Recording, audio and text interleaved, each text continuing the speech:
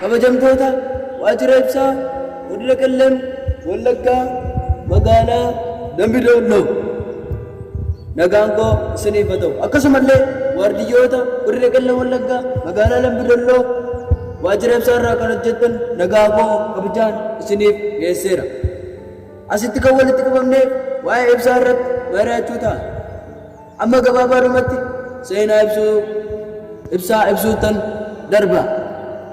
Ibsaan Dambidolloo godina qellem wallaggaa magaalaa Dambidolloo abbaa isaa laga baaroo fi haadha isaa hara Awwaash irraa kan dhalate yommuu ta'u sadarkaa barumsa olaanaa gadaanaa yuunivarsiitii seenee kan barate seenaan ni ibsa.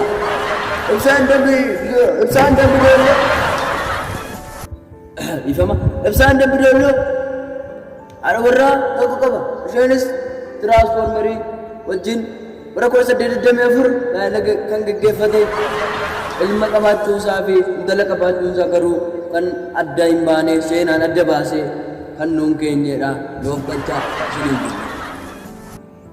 Ibsaan Dambidolloo hin dhufa akka inni dhufu hin barbaadu yoo ta'e warra haramaa fi seeraan qotuu fi mala ammayyaadhaan yoo hubattan ibsaan Dambidolloo dhufuu danda'a.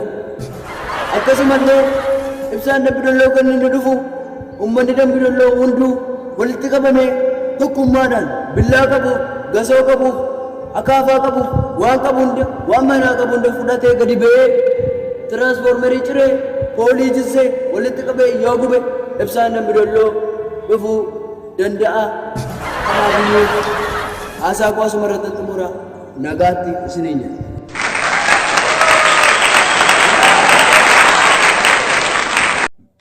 Ibsaan Dambidolloo bishaan haroo fi baaroo fi ifa manaa gootu qaba. Bishaan baaroo fi hara Awwaash irraa akka lakkoofsa Awurooppaatti 1928 kan dhalate wayya.